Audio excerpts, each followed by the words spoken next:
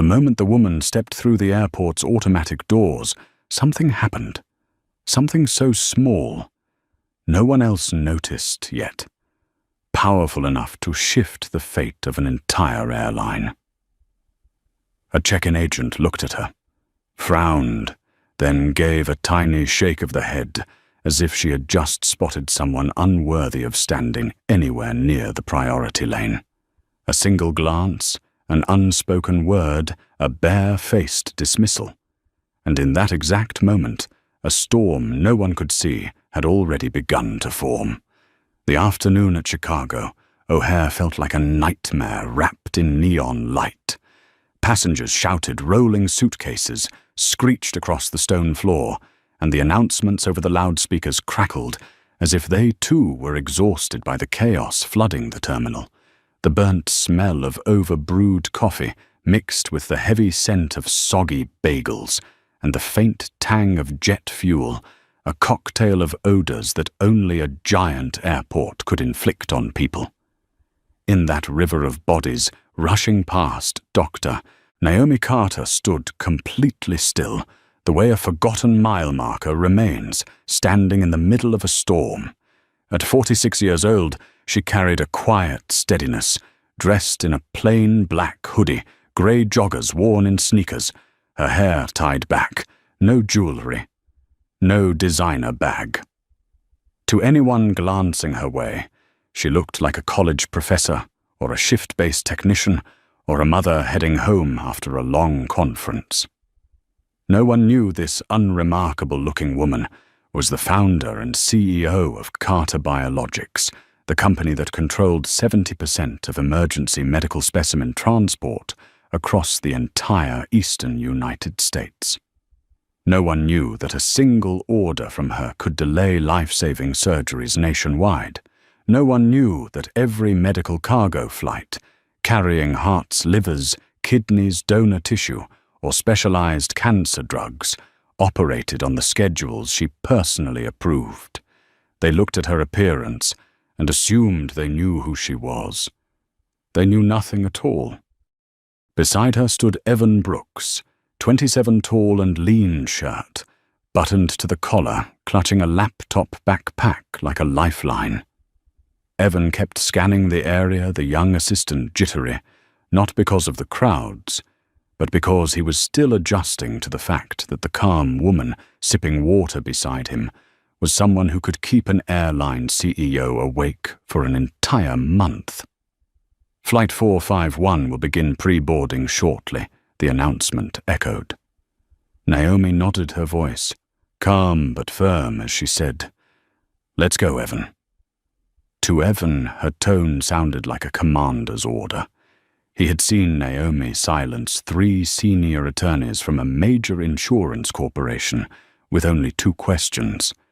He had watched her command the attention of an entire boardroom filled with directors from the country's largest hospitals. But that was the Naomi of the conference table, sharp, formal, authoritative. The Naomi beside him now seemed simple, quiet, almost invisible. And that was exactly what led the world to underestimate her, a mistake they would pay for dearly in just a few hours. They walked toward Gate 27B, the priority boarding area for Skylink Airlines. The priority lane was marked off with deep blue velvet ropes, occupied by a short line of business travelers tapping away on their phones. To the right stretched the economy line, a long serpent of restless children, irritated adults and frayed tempers. Naomi and Evan stepped into the priority lane. The moment Naomi reached the counter, Linda Watkins, 50 years old, her thin layer of makeup, barely hiding the fatigue of back-to-back shifts, shot Naomi a look that categorized her instantly. It was the look of someone trained to judge travelers by their shoes, their bags, their hair. 1 second was all it took. Then Linda released a voice, dripping with sweetness and quiet cruelty, the kind that comes from holding a tiny position of power for far too long. Honey, the economy line is over there. Evan stiffened. Not because of the words, but because of how Linda said them. The tiny flick of her wrist toward the economy line, the way she purposely avoided looking at the digital boarding pass Naomi was already holding up, the way she dismissed Naomi as someone who clearly did not belong in this lane, the way she radiated unwarranted confidence. As if Naomi Carter was nothing more than a confused traveler. As if Naomi's true power, a concept Linda had never even understood, didn't exist. Evan opened his mouth. "Excuse me, she." But Naomi placed a single hand on his arm, gentle but decisive, like a pebble settling on boiling water. That tiny gesture silenced him instantly. Naomi said nothing. She did not question, argue, or explain. She simply lifted her phone again, holding her digital boarding pass, so the words, "First Class, Skylink, Priority," glowed clearly on the screen. Linda did not bother to look. "Priority is for premium guests, honey." She emphasized the word premium, as if reciting social hierarchy. In that moment, Evan had only one thought. They had made a terrible mistake. But what frightened him more was the stillness on Naomi's face. No frown, no protest, no irritation. Nothing. Just the calm of a perfectly flat lake, and everyone who had ever seen Naomi in a boardroom knew when the lake was that still. Something powerful was churning beneath the surface. Linda flicked her hand again. Back of the line. Last warning. Her voice was swallowed by the general noise of the airport, yet to Evan it hit like a gavel slamming down. Naomi lowered her phone, her eyes locked on Linda's, not angry, but assessing cold enough to make the air feel colder. Evan felt his chest tighten. He was standing beside a woman who could alter the fate of an entire airline, and Linda had no idea who stood in front of her. Naomi dipped her head slightly, unlocked her phone, and her fingers moved with the precision Evan knew well, fast, efficient, unemotional. One message. 5 words. Execute Indigo Skylink, med cargo immediate. Sent. No sound, no flash, nothing dramatic. But for anyone familiar with Carter Biologics, it was a moment capable of shaking the entire medical aviation sector. Naomi turned to Evan. "We're leaving." That was all. No explanation. No emotion. They stepped out of the priority lane, while Linda crossed her arms, a tiny smirk of triumph touching her lips. A small victory. One she would soon pay for with her entire career. Evan followed Naomi toward a newsstand kiosk. Her face still looked calm, untouched, but he knew that inside her mind calculations were already running. The scale of the fallout, the speed of impact, the effect on the young girl waiting for a lung transplant in New York. Evan wanted to ask to say something, anything, but he knew Naomi Carter never acted impulsively. If she had sent Indigo, she had already assessed every outcome.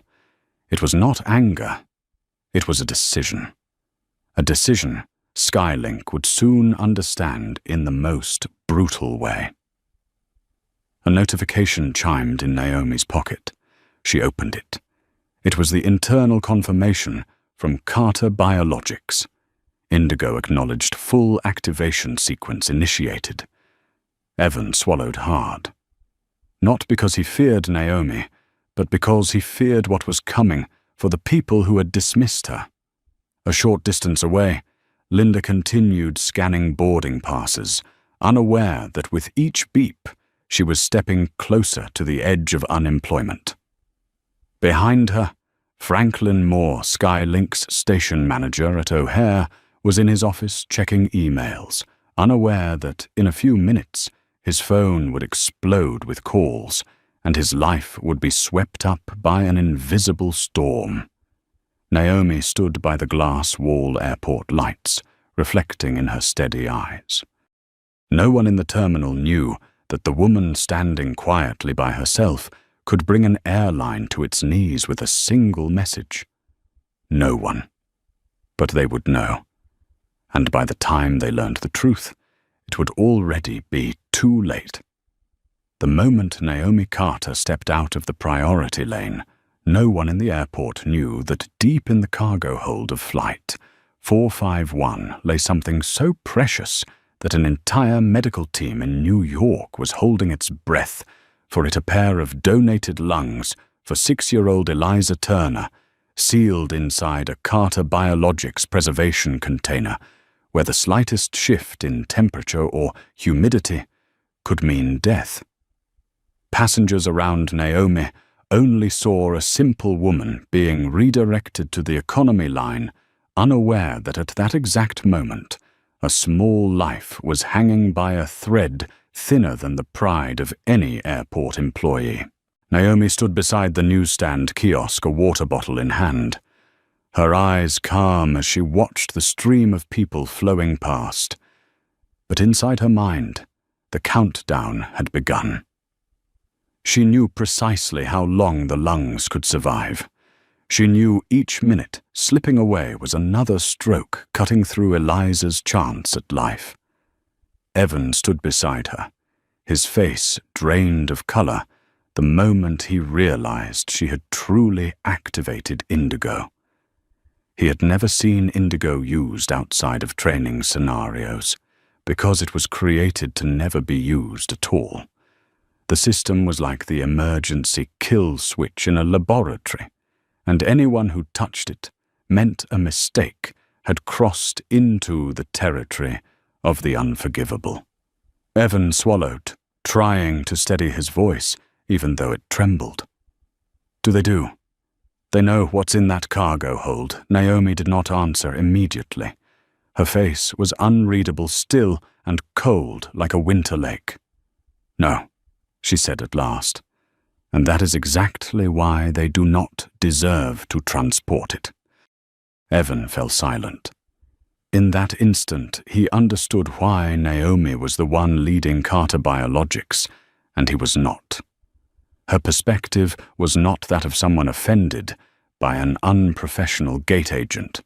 To her, this was a breach in the system, a tiny crack in the wall protecting human life, and any crack like that could kill a patient with no one accountable except her. On the other side of the country, inside a towering glass building in San Francisco, Daniel Lee's phone vibrated with the notification pattern only Naomi used. He had been presenting European routing strategies to the board, but the moment he saw the signal, a vein pulsed in his temple. Daniel excused himself without explanation.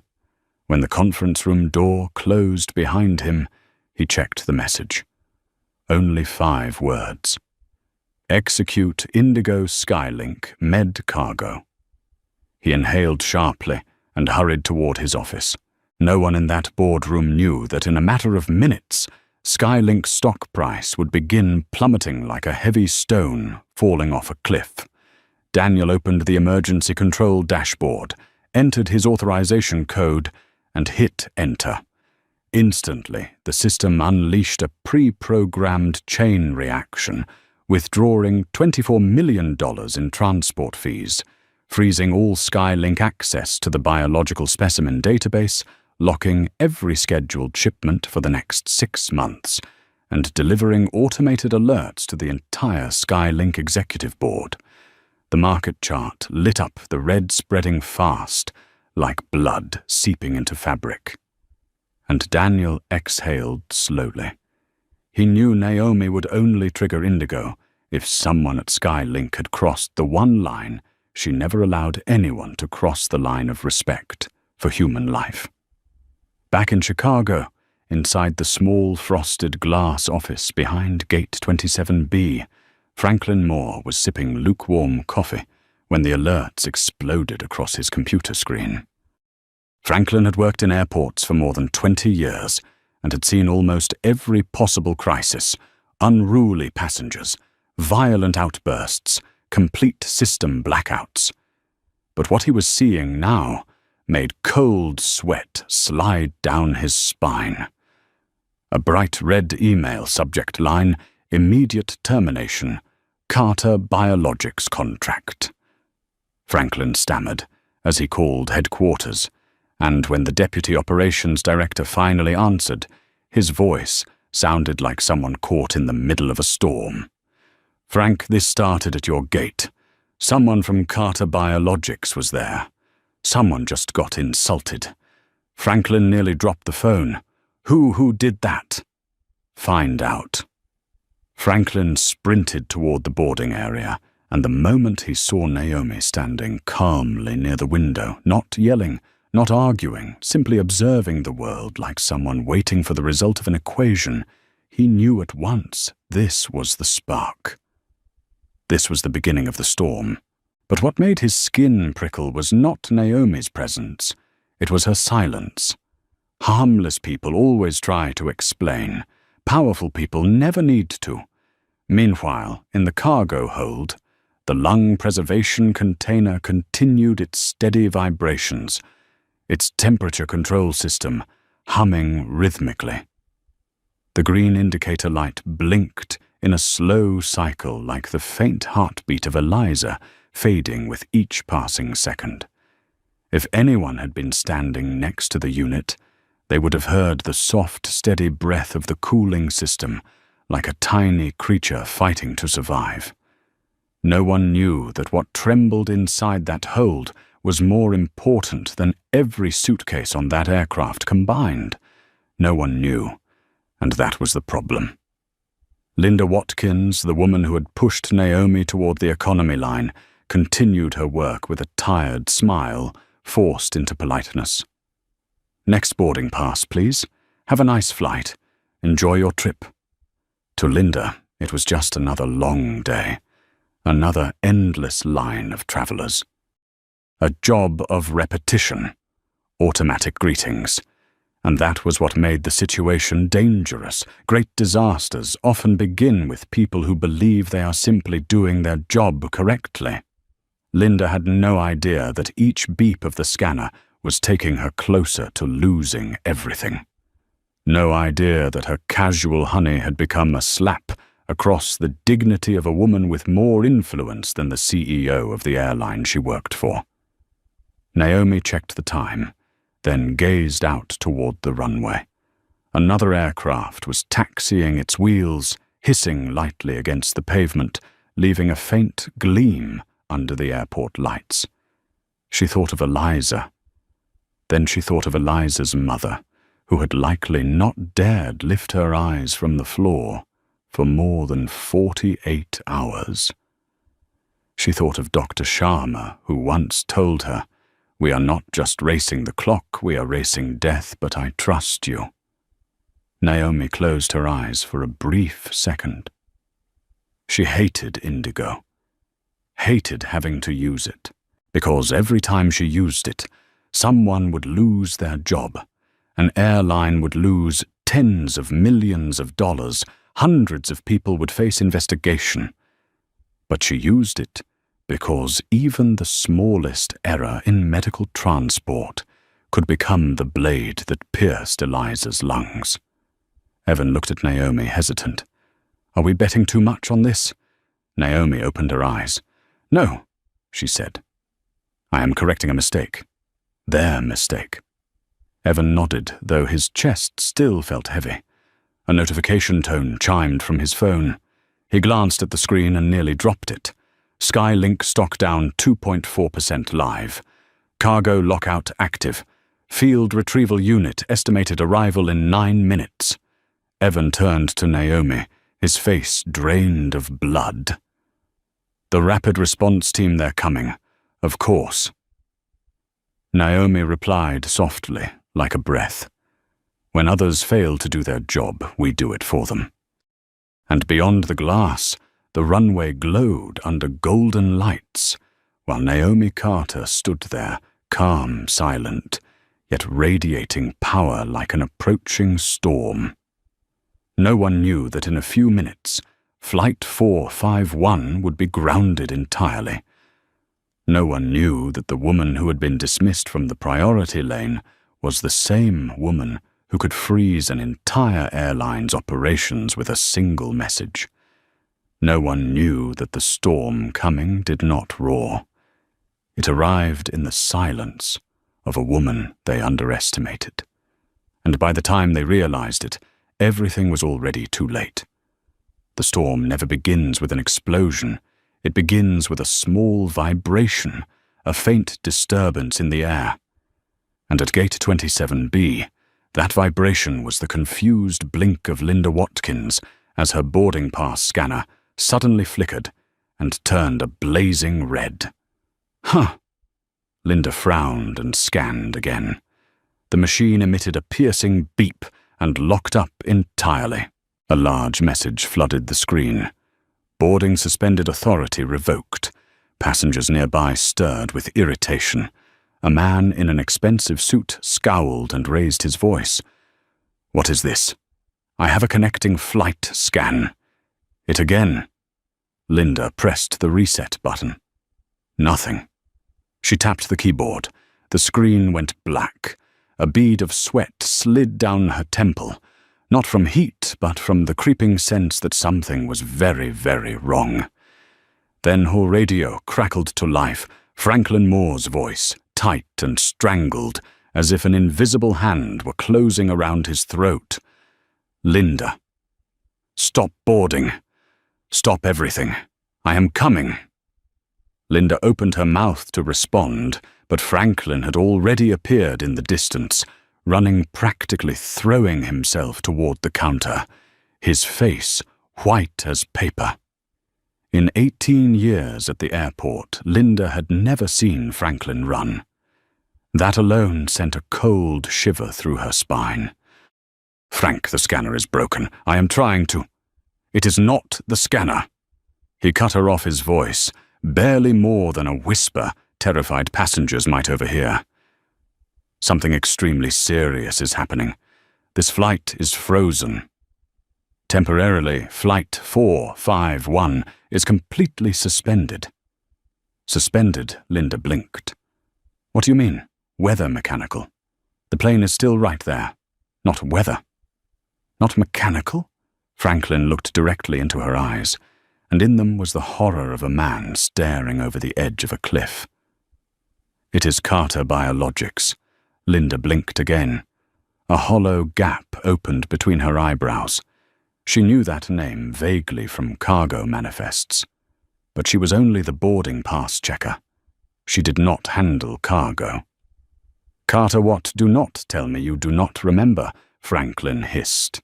"This flight is carrying emergency medical cargo for Carter Biologics. Did you see anyone from Carter? Anyone with a badge? Anyone acting unusual?" Linda scanned the crowd. Business travelers, exhausted tourists, mothers juggling children. And then stubbornly, foolishly, she said, "No, just normal passengers." I did not see anyone important. But the moment the words left her mouth, memory stabbed through her like lightning. The woman in the black hoodie and joggers, calm and quiet, standing in the priority line. A face Linda had not bothered to look at for even half a second, a boarding pass. She had not even scanned a woman she had shoved toward the economy line with a single honey. Linda swallowed her throat dry as paper.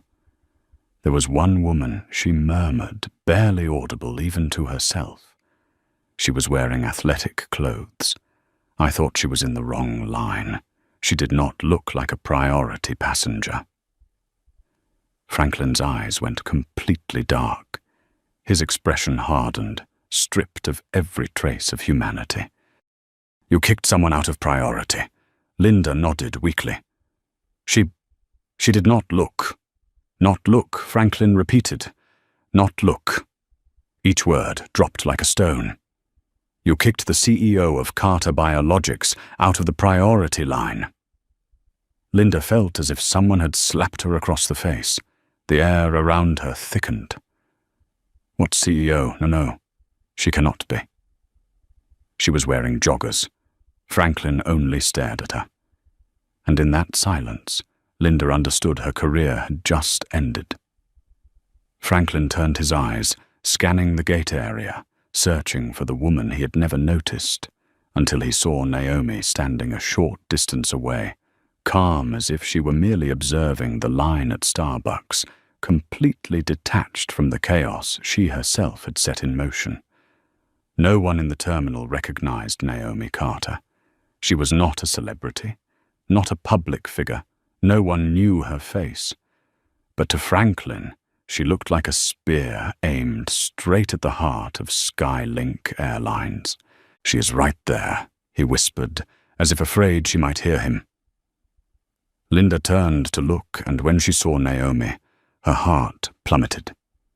The woman stood too calmly, as if waiting for someone to say, "Everything is ready." Evan stood beside Naomi, not knowing where to put his hands. He kept checking his phone, each new alert hitting like a punch to the gut. Skylink stock down 5.8%. Cargo lockout 100%. Field team estimated arrival 4 minutes. Evan swallowed a wave of nausea as he watched millions of dollars evaporate faster than a taxi speeding down the Kennedy Expressway. He turned to Naomi, but she still wore that same expression, peaceful, unmovable as if watching rainfall. Not happy, not sad, not angry, just observing. As if she had known all along this would happen. Linda took a shaky step forward. She had no intention of approaching Naomi, but her feet moved anyway, pulled by something far stronger than logic, fear. "Frank," she whispered, I should apologize to her, right?" "No," Franklin said sharply. "This is far beyond apologies."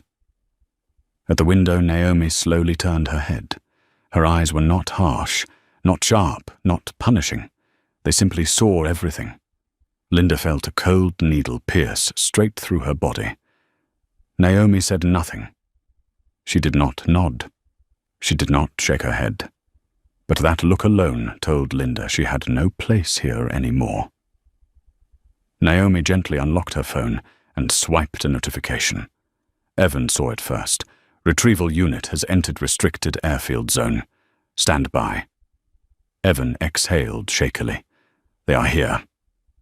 A long siren wailed from the direction of the runway. Linda jumped.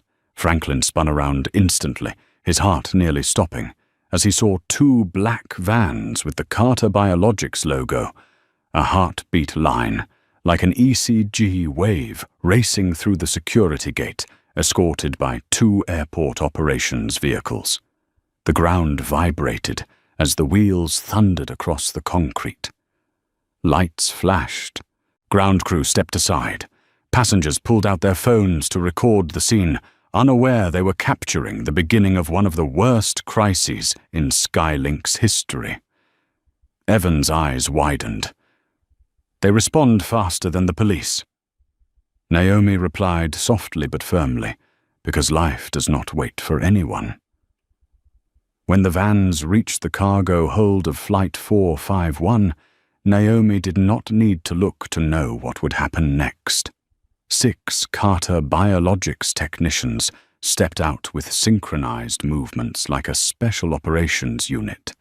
They didn't shout. They didn't posture. They simply worked fast, precise, almost frighteningly efficient.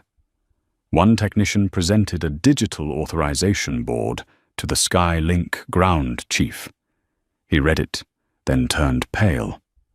"Carter is recalling the cargo." "No," the technician said. "We are saving the cargo." The cargo door opened. A rush of cold air spilled out. The biological container was lifted out in complete silence, almost ceremonial. They held it with both hands, as if carrying a living being, and to them that was exactly what it was. Franklin froze in place. Linda's arms hung limp at her sides. Evan watched the technicians carry the box as if hypnotized. And Naomi, she merely observed. Silent, cold, unshaken. When the container was secured inside the specialized van and the door shut, Naomi turned to Evan, her voice quiet but weighted with the authority of someone accustomed to orchestrating situations other people call disasters. "Let's go." Evan nodded, not daring to question her. Naomi Carter walked through the crowd like a shadow no one recognized. But her power was far from invisible. It had just paralyzed an entire airline. And this was only the beginning of the earthquake that bore her name. As she walked away, Linda collapsed into a chair. Franklin stood frozen like a stone pillar, and the air around Gate 27B grew so heavy that everyone felt it, even if they did not know why. Something irreversible had just occurred. Naomi left the terminal, but the aftershocks of her footsteps were only beginning. And on the other side of the country, under the cold glow of the operating room, lights, little Eliza Turner was still waiting for the first breath of her new life, a breath only Naomi could bring to her. And she would bring it even if she had to drag an entire airline down to do it. Franklin Moore had never felt his legs this heavy as he walked toward Naomi Carter. Each step felt dragged down by the invisible weight of responsibility fear and the swelling dread in his chest. He had faced drunk passengers, midnight snowstorm cancellations, even federal investigations. But never not once had he approached someone knowing that a single sentence from her could turn his entire career into smoke drifting through the air.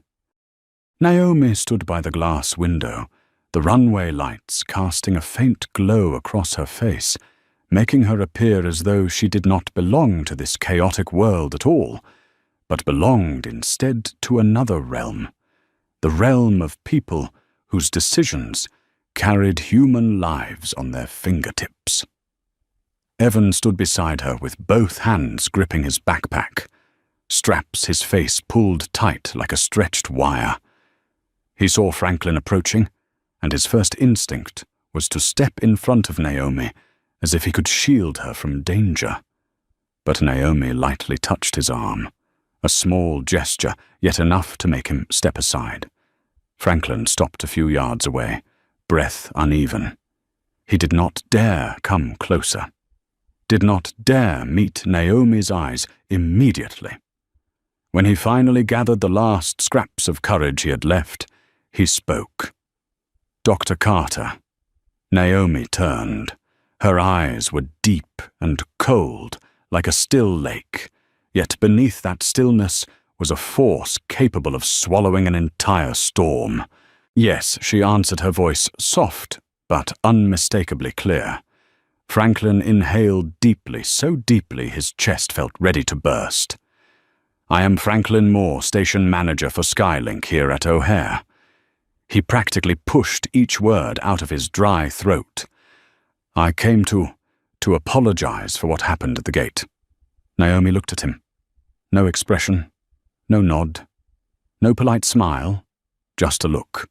And that look made Franklin want to step back. "An incident," Naomi said quietly. "You think this is an incident?" Franklin felt his spine freeze. He knew he had used the wrong word. Very wrong. I mean a mistake. A serious mistake. "My employee.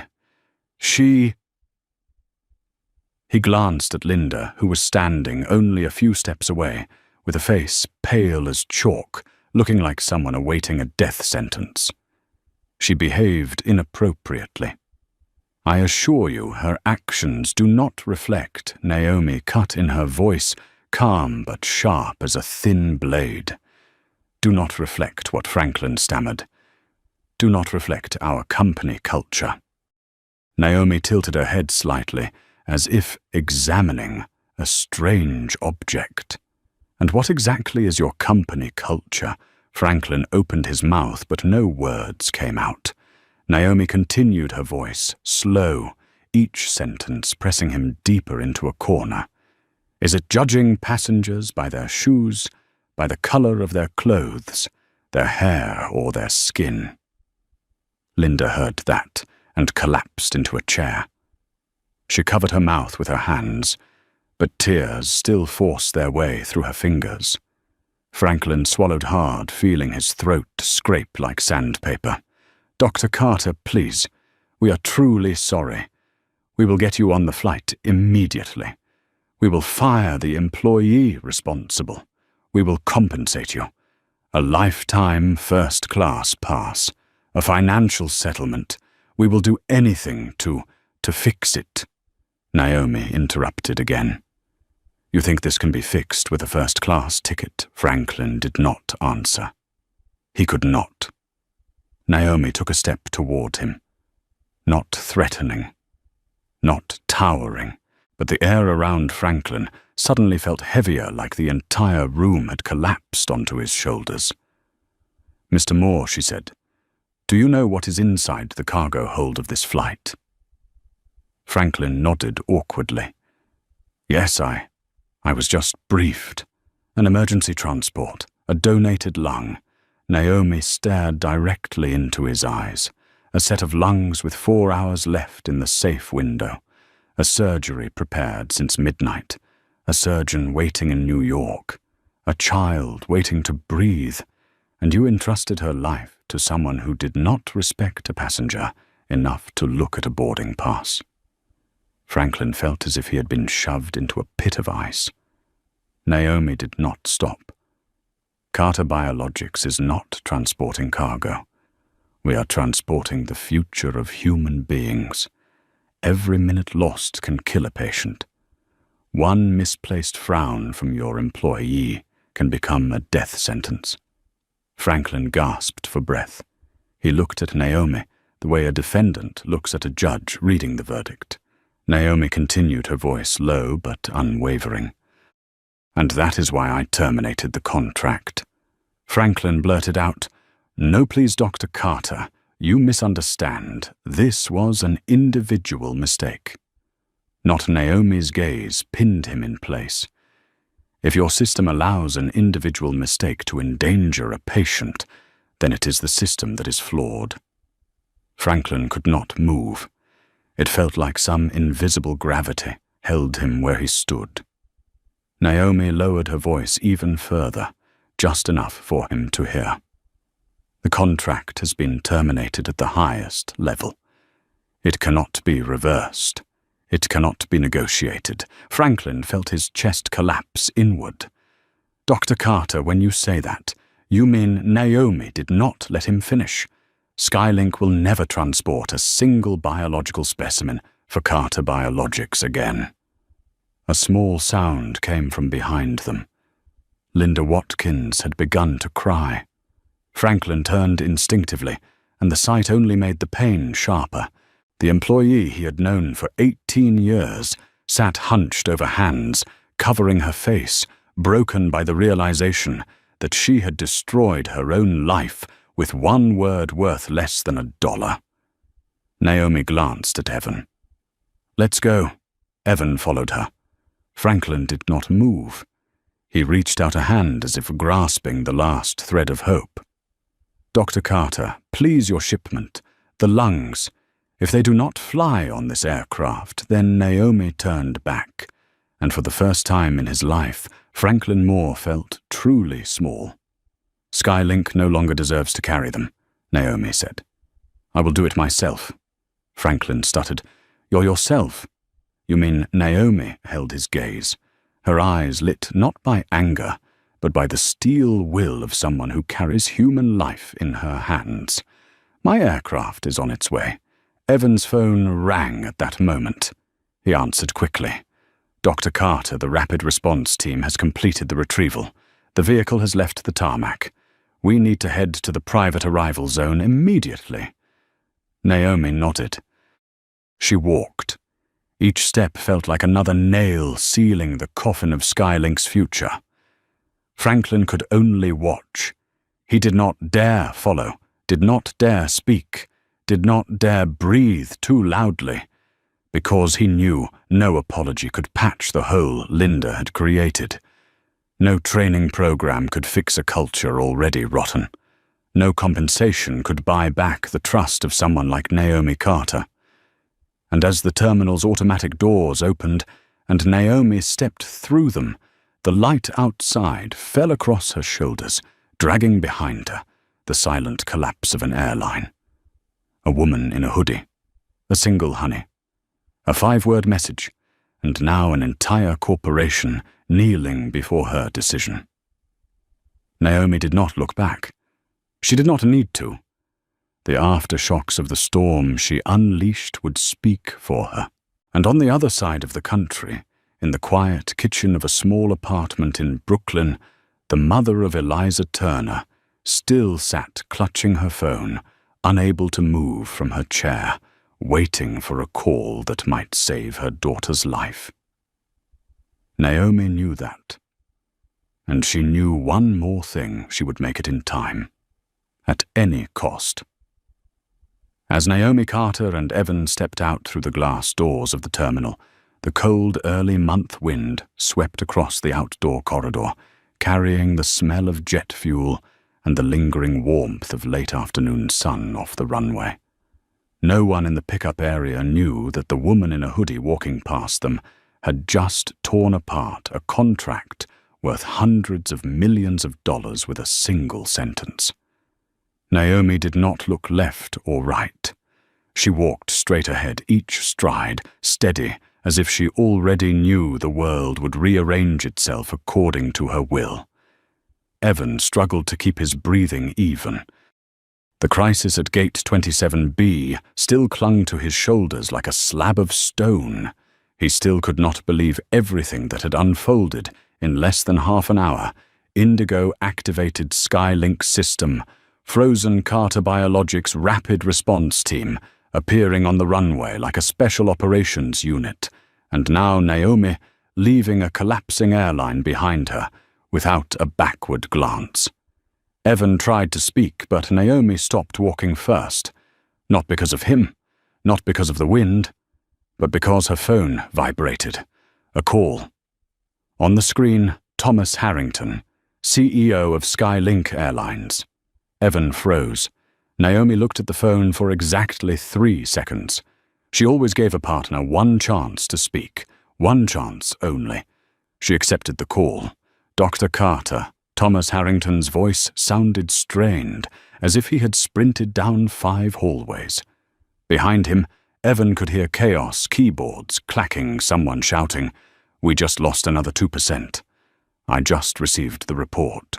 I can barely believe this is happening." "You will believe it," Naomi replied calmly, "because it is happening." Silence followed, a silence that felt to Evan like the air had been sucked out of his lungs.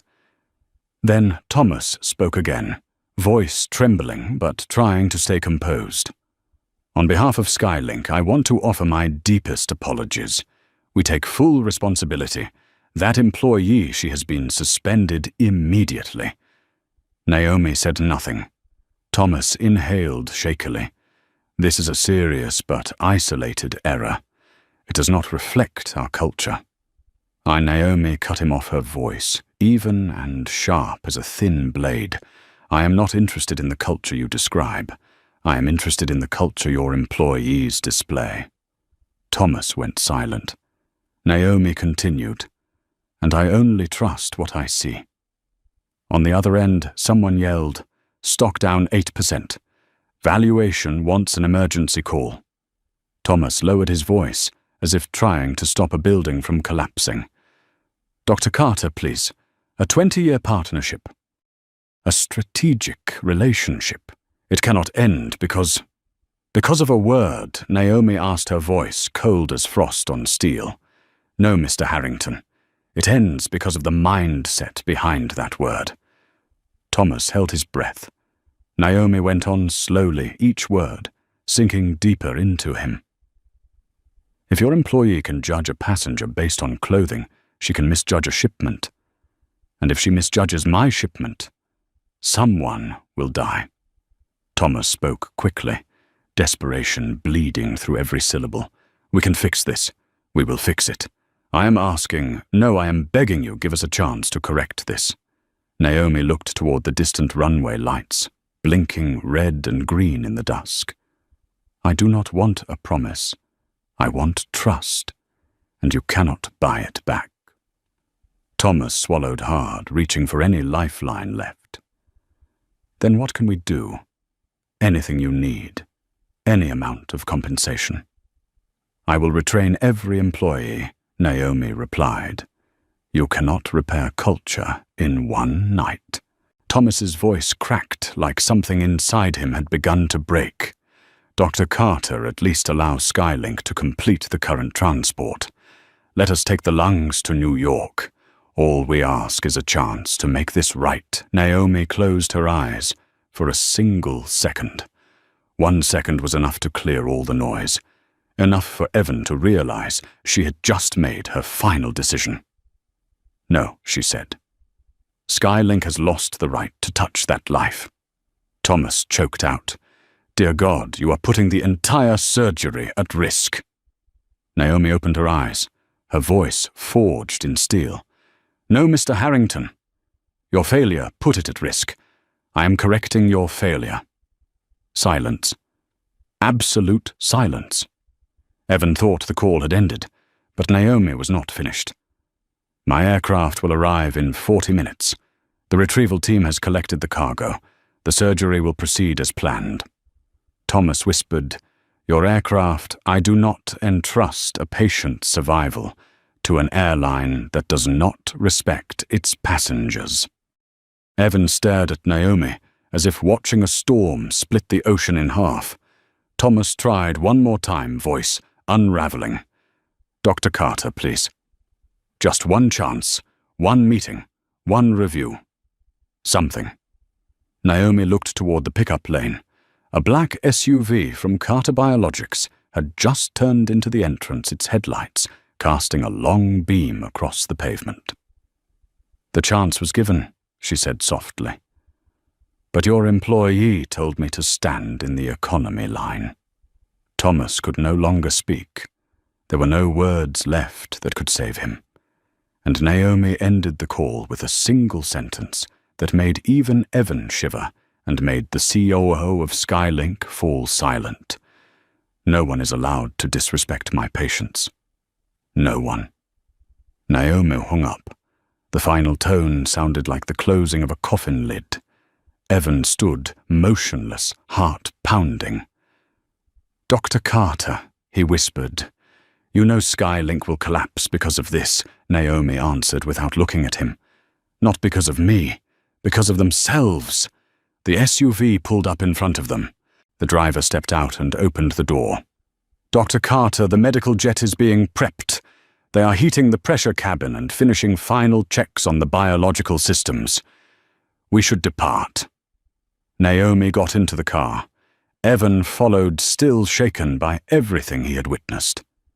As the SUV rolled away from the airport, Naomi looked out the window at the terminal, where minutes earlier, a single honey had brought an entire airline to its knees.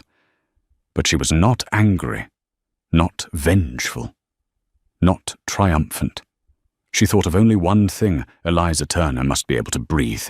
Under the fading sunset, the black SUV sped through Chicago like an arrow. Behind them, Gate 27B remained in chaos. But ahead, a medical jet was powering up. And Naomi Carter, the woman in a hoodie who had been dismissed and underestimated, was preparing to become the storm that swept through everything. Because she did not just run a company, she ran the chances people had to stay alive. And no one had the right to underestimate that. Not one single person. The black SUV from Carter Biologics sped down the road leading to O'Hare's private aviation sector, leaving behind the chaotic mess where Skylink was desperately trying to pick up the shattered pieces of its own downfall. City lights reflected across the car windows, streaking into long silver smears against the sky, like brushed metallic paint on the edge of a newborn night. Evan sat in the back seat, gripping his backpack so tightly that his knuckles turned pale. He was not used to this pace, the pace of decisions that could shape or destroy an entire industry. He was not used to Naomi's silence either. She was not angry, not trembling. Not proud, not vindictive, just silent. Silent enough that Evan could hear his own heartbeat pounding in his ears. Naomi rested her phone on her lap, her eyes fixed on the window, as though she were calculating the trajectory of the entire world. She did not see the airport. She did not see Gate 27B. She did not see Skylink sinking behind her. She saw only one image, little Eliza Turner lying beneath the cold lights of the ICU, her ruined lungs unable to expand more than a few millimeters. Evan felt he had to say something, even if he was not sure his voice would hold steady. "Dr. Carter," he whispered, as though afraid to break her concentration, "are you sure we still have time?" Naomi turned her head, not to scold him, not to chastise him, but simply to look him directly in the eyes, as if speaking in a language only people who truly understood human life could hear. "Evan," she said slowly, "we always have time until the moment we decide to give up." Evan took a deep breath. That statement was not meant to comfort. It was the truth, and the truth was sharp but never cruel, just precise. As the SUV turned into the private aviation section, a steel gate slid open, revealing a wide, quiet expanse, completely detached from the chaos of the commercial terminal. Floodlights reflected off the polished white fuselage of the waiting Gulfstream, G550, a sleek, silent predator of the night sky. Along its side was the Carter Biologics emblem, a heartbeat line curving into a medical pulse. Evan's throat tightened. He had seen this G550 in photos, but seeing it in person, engines humming, doors open, waiting for Naomi to board, felt like witnessing power sculpted into metal and jet engines. The SUV door opened. A gust of night wind struck Evan's face, cold enough to snap him back into the moment. A ground operations officer rushed forward and opened the rear door for Naomi. "Dr. Carter," he said, with the discipline of a soldier, "the crew is ready. The bio-pressurized chamber is undergoing final stabilization. The lung container was loaded onto the aircraft 4 minutes ago. We can depart the moment you authorize it." Naomi nodded once. No hesitation. No need for confirmation. No second guessing. She stepped out of the SUV and walked toward the aircraft stairs with a calm but resolute pace, like someone who had done this hundreds of times. Evan followed awestruck, almost feeling small beside her. When Naomi placed her foot on the first step, her phone buzzed again. A message from Daniel Lee. Estimated surgical prep time 2 hours 14 minutes. Buffer left 58 minutes. Naomi read it, then slipped her phone into her pocket. She did not speed up. She did not change her breathing. Naomi Carter was not controlled by time. She controlled time. Inside the cabin, warm, golden lighting washed over the spacious interior, designed not for luxury, but for efficiency. Folding work tables, rotating chairs, integrated computers, real-time data screens, and at the back, behind a sealed door, the biological control chamber, where technician Marcus monitored every metric of the lung container as if he were holding his own heart in his hands. Temperature steady, Marcus reported as Naomi entered. Pressure stable, oxygen flow constant, no anomalies. Naomi nodded. Good. Prepare for level 2 turbulence. Has the pilot been briefed? Yes, ma'am. He will avoid storm zones and take the lower altitude route to reduce pressure fluctuation on the container. Perfect. Naomi returned to the main cabin. Evan took the seat across from her, trying to hide the tremor beneath his excitement. He had seen advanced laboratories, heard critical conference calls, watched Naomi negotiate with the largest hospitals in the country. But he had never felt himself step into a real race against death until now. A flight attendant approached. "Dr. Carter, we are preparing for takeoff. Would you like anything? Water, coffee?" Naomi answered. Water, her voice, forged in frost. As the jet began taxiing down its private runway, Evan looked out the window and saw the stark contrast between two worlds. On one side, the chaos of a collapsing commercial airline undone by a single but fatal mistake, and on the other, the terrifying stillness of Carter Biologics, silent, cold, precise, efficient like a gleaming surgical scalpel. No one noticed until it was too late. Naomi did not look outside. She opened her tablet, reviewed weather maps, checked 3 alternate flight paths, analyzed potential wind shear levels, and confirmed reports from the chief pilot. Evan felt she was not just controlling this flight, she was controlling a child's fate. The engines roared. Cabin lights dimmed. 1 second later, the force of acceleration pressed Evan into his seat. The G550 shot into the night sky like a silver arrow. Through the window, Evan watched Chicago shrink beneath them, neighborhoods, towers, highways, slipping away like severed ropes. Everything fell behind them, just as Skylink was falling out of orbit. Once the plane leveled out, Evan turned to Naomi. She remained focused on the map, not with nervousness, but with the absolute concentration of someone managing the most important mission of the night.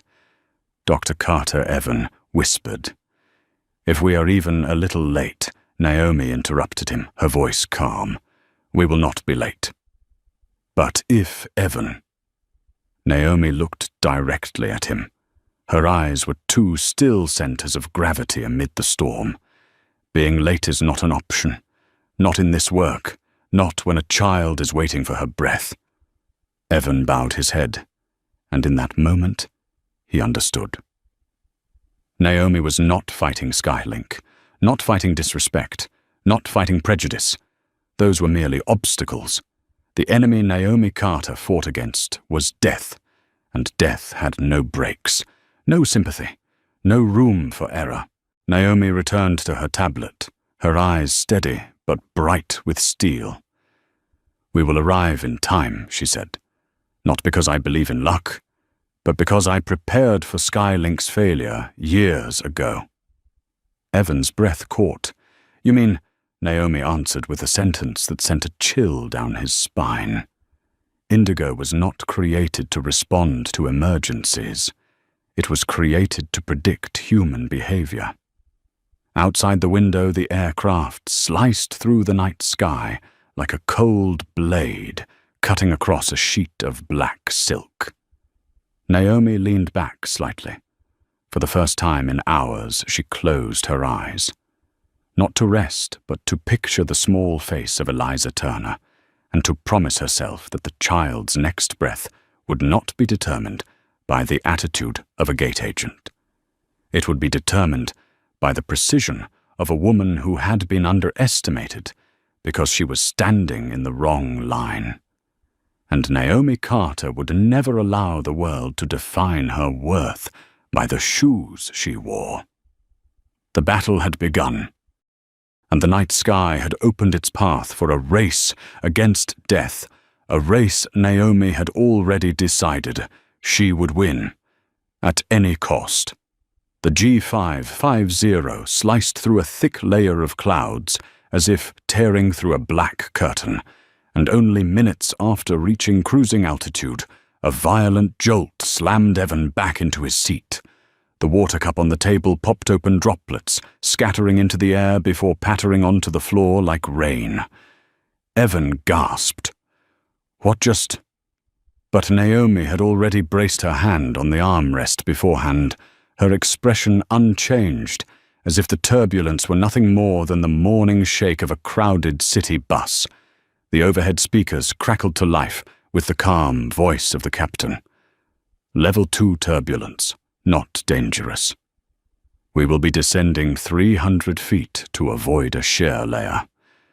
Evan inhaled deeply, trying to calm the pounding in his chest. But Naomi sat upright, her eyes fixed sharply on the screen in front of her. Estimated time to arrival, 1 hour, 47 minutes.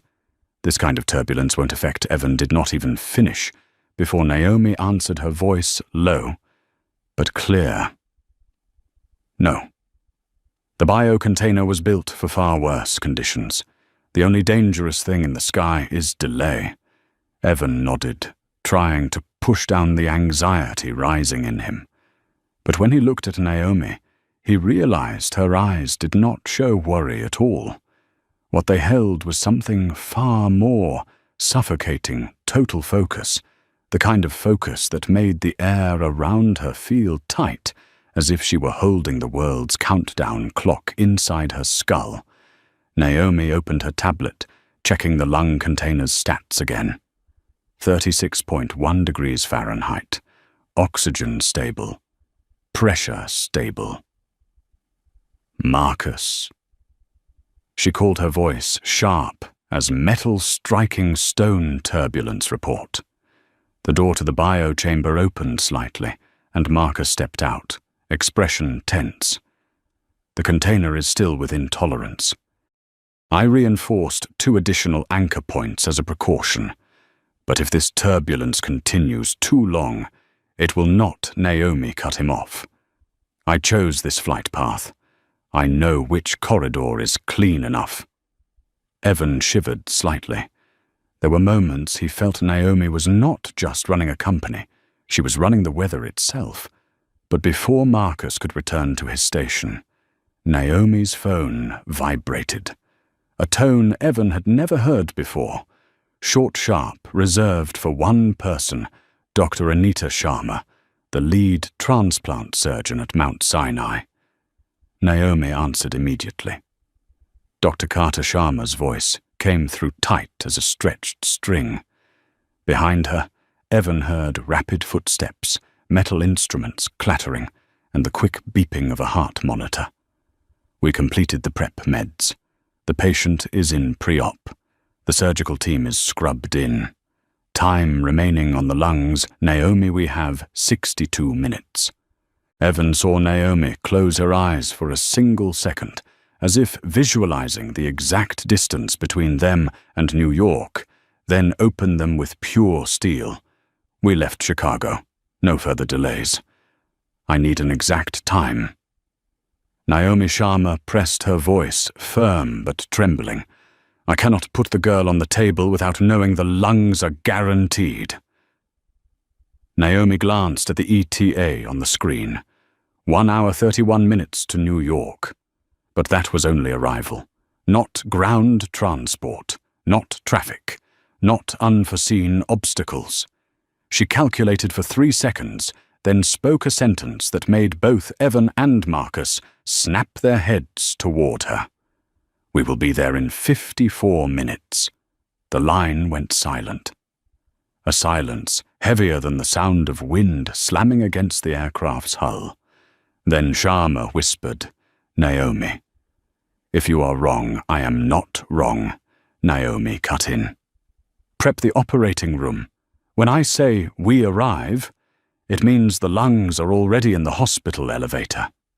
Evan's mouth fell open. Naomi had just cut 40 minutes off the ETA, a number that was impossible. Impossible. But Sharma did not argue. Very well, she said. Anesthesia will hold the patient within safe limits a bit longer, but Naomi, the girl, is fading fast. Please bring us her future. Naomi did not answer the last sentence. She simply ended the call staring forward, as if her will alone could rip the sky open. Evan swallowed hard. Dr. Carter, 54 minutes, that is impossible. Naomi turned her head, her eyes filled with both the night sky and fire beneath it. In our work, impossible means nothing. He had no response. Naomi leaned back slightly in her seat, though there was nothing relaxed about the movement. She looked like a warrior, bracing her back against a shield before charging into the final enemy. The jet shuddered again.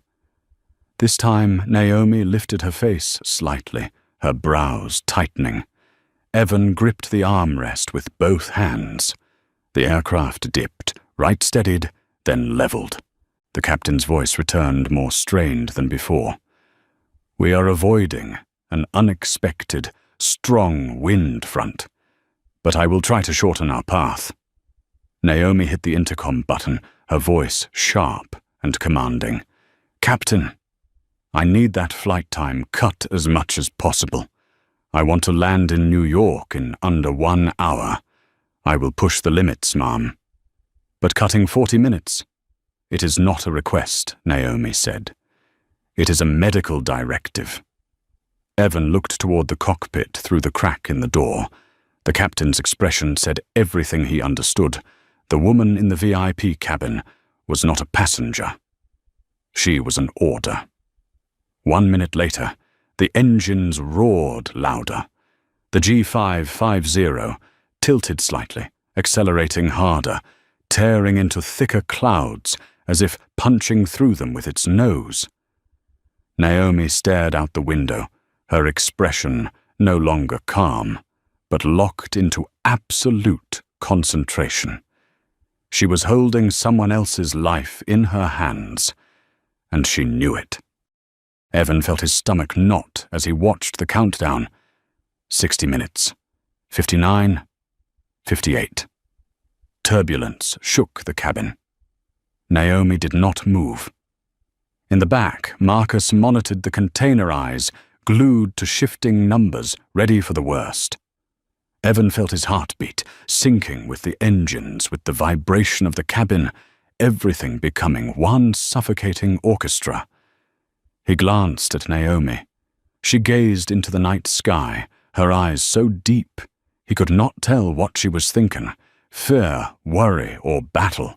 Then he realized it was not fear, not worry. It was pure resolve. Because Naomi Carter did not need the world to treat her kindly. She only needed the world not to stand in her way when she was trying to save a child. The sky jolted again, harder. Evan gripped his seat. Naomi remained still as stone, and the G550 drove faster, deeper into the night, a predator chasing the fragile thread of a little girl's next breath. Beneath the simple fabric of her hoodie, Naomi closed her eyes for 1 second. Just one. A silent vow to Eliza Turner, waiting in New York, "You will breathe. I promise." On the other side of the night sky, while the Carter Biologics G550 was tearing through clouds toward New York at an unprecedented speed inside Skylink Airlines headquarters in Dallas, another kind of storm was erupting, one without wind or rain, but far more violent than anything nature could produce. The Skylink stock chart on the central screen was in free fall, dropping like a stone hurled off a cliff. The familiar green numbers had vanished, replaced by a field of red, glowing like an open wound. An analyst shouted, "Down 10% already. My God, 10% in half an hour." Another panicked voice followed.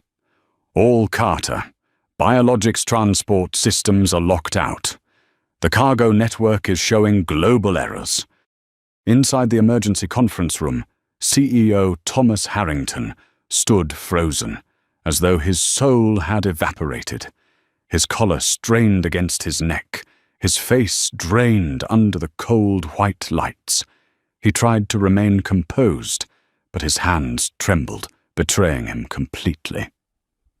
Is there any way to reverse Indigo?" he asked, sounding like a drowning man clinging to the last splinter of wood. The chief technology officer looked at him, as if he had asked whether the Earth could be spun backward. "There is no reversal. Indigo is a one-way protocol. Once Carter activates it, it cannot be undone." But we apologized. I apologized. Dr. Carter is no longer responding, an employee whispered, as if confessing a crime. Her phone has switched to non-receiving mode. Thomas shut his eyes, jaw clenched. In that moment, he understood he had lost something that could never be purchased again: trust. And that trust had been shattered by a single honey. But the worst had not happened yet. So someone from the market desk, stuttered voice thin with dread. Rumor is Carter Biologics is moving all medical transport to a new partner. A deadly silence filled the room. If that rumor was true, Skylink had not only lost a multi-million-dollar contract, they had lost their foothold in the industry, their market confidence, their core revenue artery. Thomas slammed his hand on the table. All of this because one employee of mine, but an older director with silver hair, cut him off, voice sharp as a blade. Not because of one employee, because our system allowed that employee to exist. The room went completely still. No one could add another word. The red line on the screen bled downward, like a wound refusing to close. Meanwhile, thousands of miles away, Naomi Carter sat inside the G550's cabin. Evan watched her like she was orchestrating the fate of two worlds at once, a child waiting for lungs, and an airline sinking under its own arrogance. The cabin lights cast a warm glow across Naomi's face, making her look both soft and razor-sharp, sculpted from composure and iron will. A message came through from the cockpit. "Dr. Carter, we will begin descent in 8 minutes. New York has opened priority airspace for us." Naomi nodded slightly, her eyes, never leaving the ETA, ticking downward like grains of sand slipping through an hourglass. 55 minutes, 54 minutes, 53. Evan stared at her, then at the numbers, then back at her. How could Skylink let this happen?" he asked, his voice cracking. Naomi turned her eyes deep as mountain stone with fire burning behind it. "Not this," she said. "This is only the result of what Naomi inhaled, as if gathering years of watching the world fail to learn. Complacency." Evan blinked. She continued, voice low and deliberate. "When a company believes customers need them more than they need customers, their culture begins to rot. When they start ranking passengers by clothing, by skin color, by accent, they have already lost before the plane even takes off." Evan absorbed every word, each carving itself into his mind, like etched stone. Naomi did not look back at the ETA screen. She did not need to. She could feel every second burning inside her like a clock beneath her skin. But Evan could not hold back his fear. "Dr. Carter, if we arrive even a little late, Evan." Naomi spoke quietly but firmly. "We are not arriving late." Evan opened his mouth, then closed it again. Because when Naomi said that, she did not sound like someone hoping. She sounded like someone commanding the universe. At that moment, a new notification lit up Naomi's tablet. From Daniel Lee. "Skylink stock down 11%. Media calling non-stop. They are panicking." Evan felt the air leave his lungs. 11%. In 1 hour, Naomi remained utterly calm. Fear spreads faster than truth. Evan swallowed. "And you are not afraid," Naomi stared into the darkness outside the window, a sky so black it looked carved out of ink. "I am afraid of only one thing." Evan held his breath. Naomi's voice softened low and heavy, like waves at midnight. "Failure to protect the ones who need protection the most." A chill ran down Evan's spine. Failure not in business, not in negotiation, but failure to save a life. If that was Naomi Carter's only fear, then Evan understood why she was terrifying to corporations and vital to humanity. The aircraft dipped lower, trembling slightly as it cut through thin air. Cabin lights flickered. Evan checked the countdown. They were close to New York, close to the operating team, waiting in silence, close to the little girl whose chance at survival was barely held within her weakened chest. But something in the cabin air shifted, heavier, tighter. Because both Evan and Marcus knew the final stretch was the most merciless. 1 minute late could mean a life lost. Naomi felt that shift too. She spoke softly, but her voice carried the force of a river and the inevitability of a waterfall. Prepare. From this moment on, no one is allowed a single mistake. Evan exhaled shakily. In the distance, the first lights of New York appeared golden dots scattered across the horizon like a fallen strip of the Milky Way. Anita Sharma was waiting somewhere beneath those lights, and Eliza Turner waiting for a miracle carried by a woman once told to stand in the economy line. Naomi slowly closed her eyes, letting herself have one final second of stillness before the true storm began upon landing. She whispered just loud enough for Evan to hear. 48 minutes left. We will save her. And the G550 shot across the eastern sky, carrying that promise like a silver arrow slicing through the darkness toward the last remaining hope waiting on the ground. As the golden lights of New York began to wash over the aircraft like streaks of falling stars, the captain's voice crackled through the intercom, tight enough that it sounded as though he himself was holding his breath. Prepare for descent. Priority air corridor is open. Estimated landing in 12 minutes. Naomi did not lift her gaze from the ETA screen, but her eyes narrowed. Evan felt the shift in her expression, not worry, but a sharpness so focused it seemed she was bending time through sheer force of will.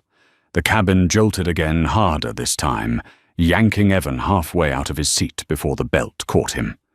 The interior lights flickered, reflecting off the polished metal of the biocontrol unit.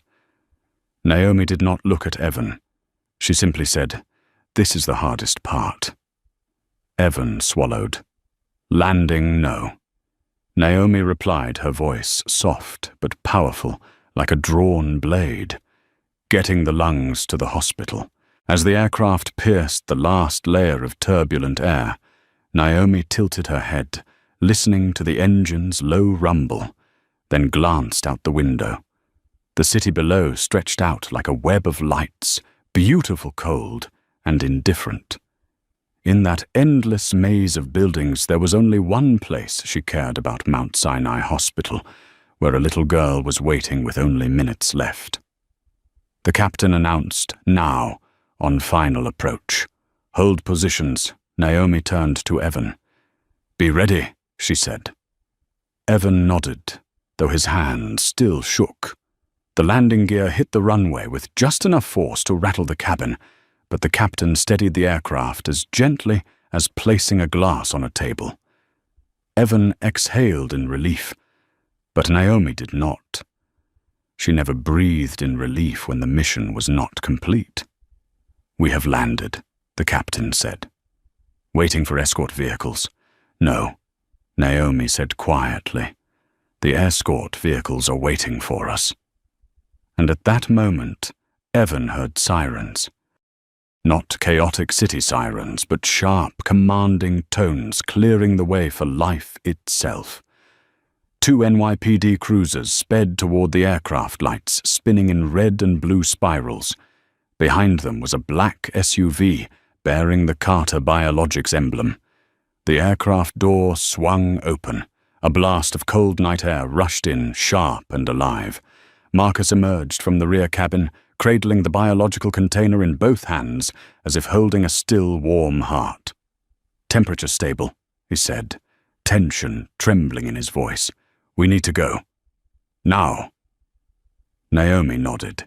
She descended the stairs first, Evan right behind her, his breath tight with adrenaline. The runway scene looked like a film, flashing lights, ground crew, signaling with precision, Police clearing paths, Carter personnel lined up and ready. No shouting, no chaos. Everything moved like a finely tuned machine with Naomi as its central gear. Marcus handed the container to a ground transport specialist. He nodded once and sprinted to the SUV. Naomi did not run. She walked with fast, decisive strides, the pace of someone accustomed to the tempo of emergencies. Evan half ran, half stumbled to keep up. When the SUV door shut, the police activated their sirens instantly. The convoy blasted through the airport security gate, veering onto a dark road and launching into the city traffic like a spear of light cutting through the night. Naomi sat in the back seat, eyes locked on the ETA on her phone. 19 minutes. Evan watched the city blur past, street lamps, signs, silhouettes all stretched into streaks of gold and white. Up ahead, the police used loudspeakers. Emergency medical transport, clear the road immediately.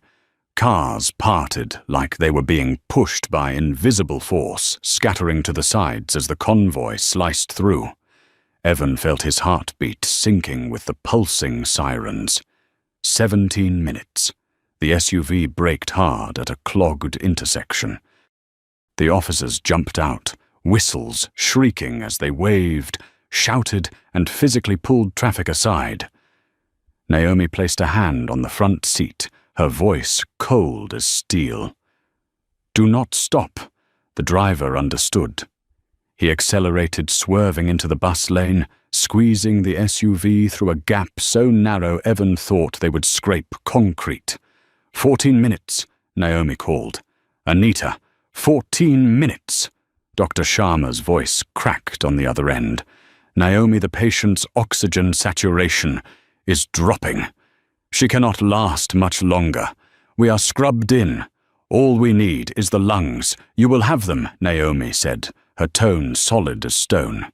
"Prepare the operating room. 11 minutes." The convoy tore across the Queensboro Bridge, wind buffeting the SUV so hard it rattled. Evan stared down at the East River, dark and cold beneath them. Too calm for a race against death. 8 minutes, each second stretched long and painful. Naomi stared out the window. The hospital lights appeared at last, a white glow among the gold haze of the city. Evan swallowed hard. "We are almost there," he said, though the tremor in his voice made it clear he was trying to comfort himself more than her. Naomi did not respond. 5 minutes. The SUV screeched into the emergency entrance of Mount Sinai. The hospital doors were already open. Inside stood the surgical team, gloves on gowns, sterile masks in place, lined up like an honor guard, ready to receive life. The door flung open. A technician ran with the container towards the OR. Naomi followed her stride, long and relentless, Evan almost running behind her.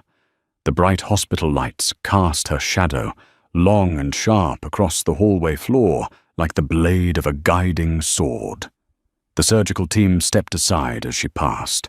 She moved like the calm eye of a hurricane, silent but powerful enough to make everything around her vibrate. At the doors of the operating room, Dr. Sharma appeared, exhaustion carved into her features. Naomi glanced at the lung container, then at Sharma. "Save her." Sharma nodded, unable to speak, and placed a trembling hand on the container as if touching a miracle. The operating room doors shut. A sharp click echoed down the hall. Evan stood beside Naomi, chest heaving like he had run a marathon. "We made it." Naomi didn't look at him. She looked at the closed OR doors. "Not yet," she whispered. "We make it when she breathes." Inside, the surgical lights blazed to life. Outside, Naomi stood motionless, a monument of will and purpose. And in that suspended hallway, time was no longer passing. It was waiting. Waiting for a new breath. Waiting for life. Waiting for the outcome of the battle Naomi Carter had dragged the sky, the city, and an entire airline into, just to win back a future for a 6-year-old child. The hallway outside the operating room was so silent that Naomi could hear her own heartbeat, each steady but heavy thump, sounding as if it carried the fragile breath of little Eliza Turner on the other side of the door. The red surgical light above the room glowed steadily, a cold yet sacred signal that life was being balanced on the thinnest thread. Evan sank onto the bench against the wall, fingers interlaced elbows resting on his knees. Sweat soaked through the back of his shirt, despite the cold hospital air. Marcus stood farther away, leaning into the wall, his eyes still tense after the hours spent keeping the lung container alive. But Naomi, she did not sit. She did not lean. She did not glance at anyone. She stood straight, hands at her sides, eyes fixed on the operating room door, as if she could pierce through steel and witness every movement of Dr. Sharma's hands.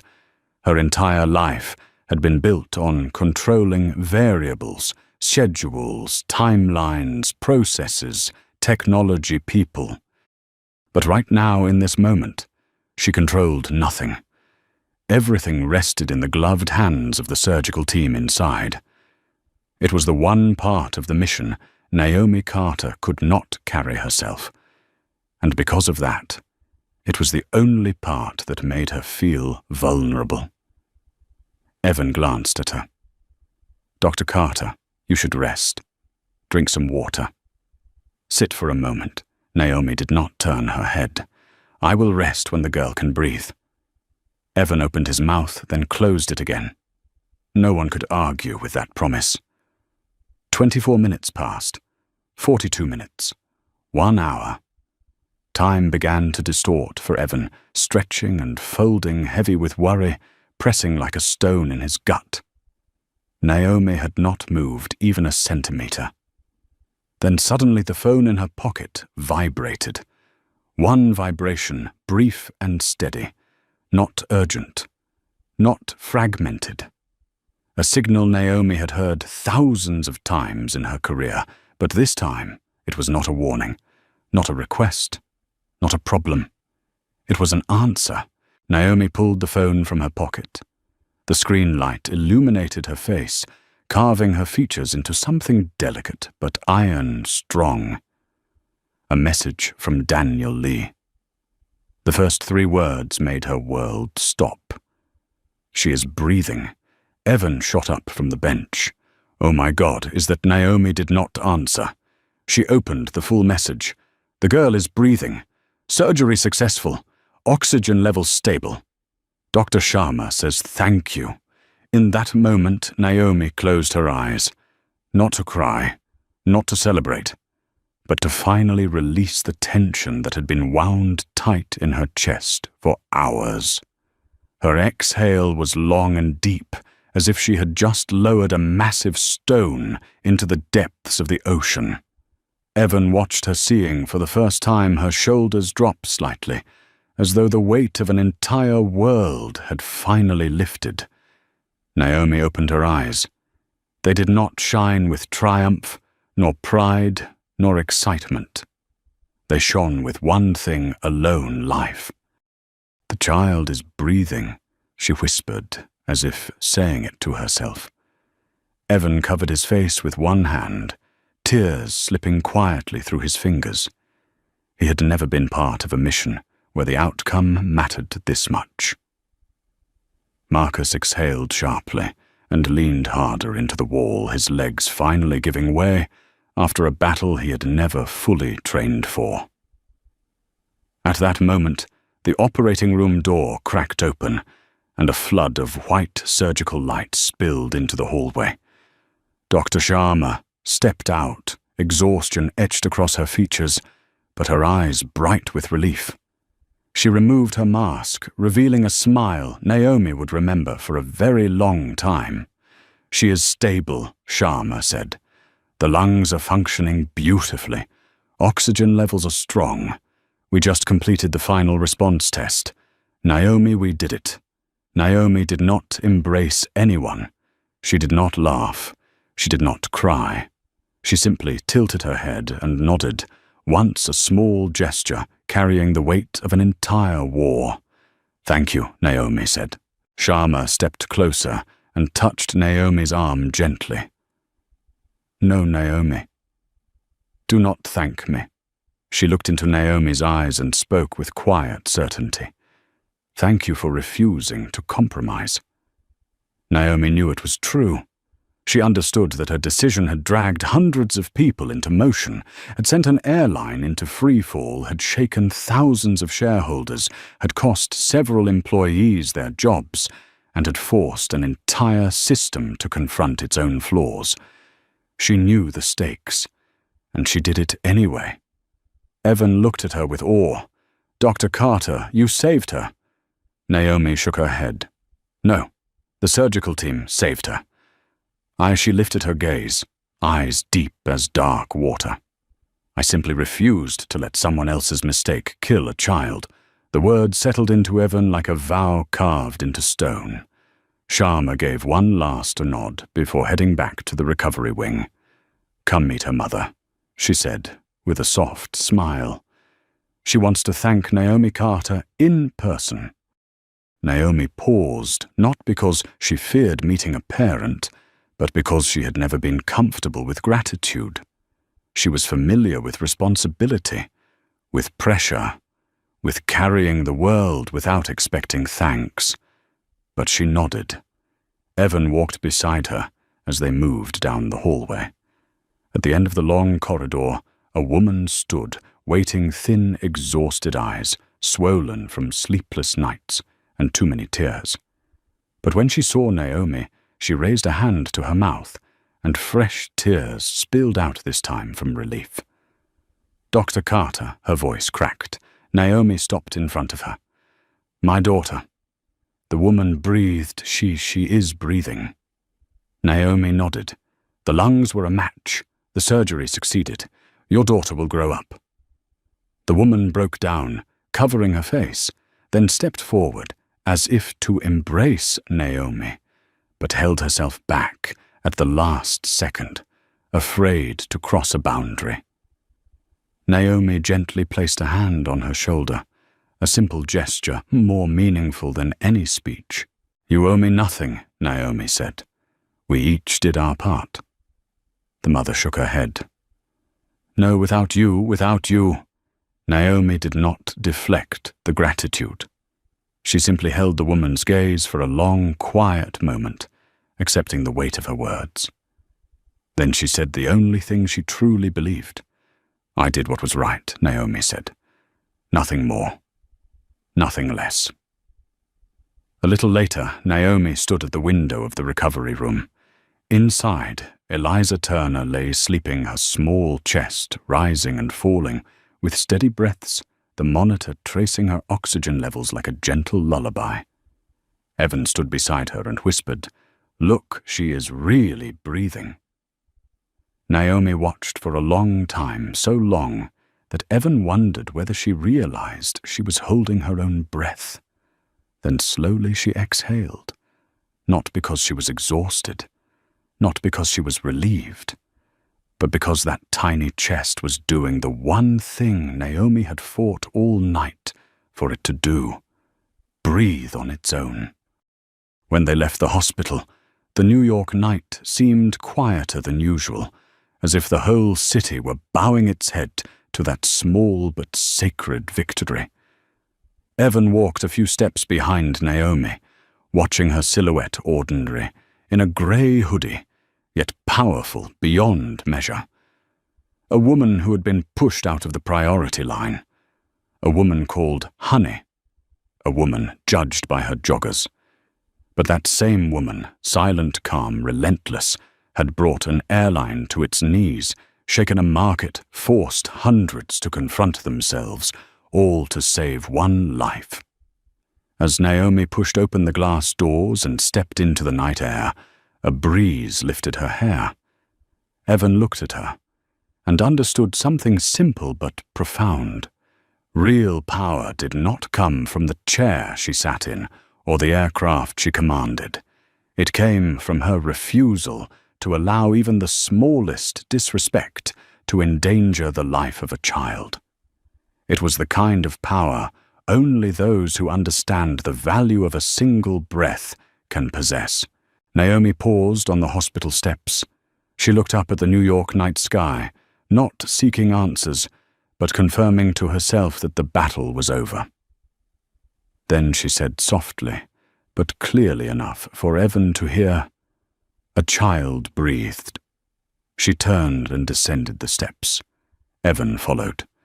And as they disappeared into the city's darkness, the story born from a single honey, spoken to the wrong woman in a hoodie, began spreading across the aviation industry like a quiet but unstoppable wind. A lesson? A warning? A reminder respect is not a privilege. It is the basic condition for a world that does not lose its humanity. And that night, as little Eliza Turner slept peacefully for the first time in months, the heart of the story breathed along with her. No one else heard it. But Naomi did. And she knew so long as that breath existed, everything she had done was worth it. From the perspective of an expert in organizational culture and professional ethics, Naomi Carter's story is not merely an airport incident, but a painful and honest reminder that we never truly know who we are standing in front of, and that a single moment of disrespect can create consequences far beyond anything we can imagine. In a world where procedures, contracts, and technology are constantly prioritized, the deciding factor between success and failure often comes down to how one human being treats another. Naomi shows us that real power does not need to be loud. It lives in composure, in the ability to see the risks hidden beneath the smallest behaviors, and in the refusal to compromise when another person's life is what is at stake. If this story resonates with you, if it makes you reflect on how we treat one another, on fairness, respect, and the value of a single breath, then, like this video, to help spread that message to even more people. And if you want to continue following the journeys where kindness, courage, and true responsibility are brought into the light, do not forget to subscribe so you never miss the next story. Before you go, leave a comment with the phrase, "Respect first," as a reminder that every system, every organization, and every right decision begins with exactly that.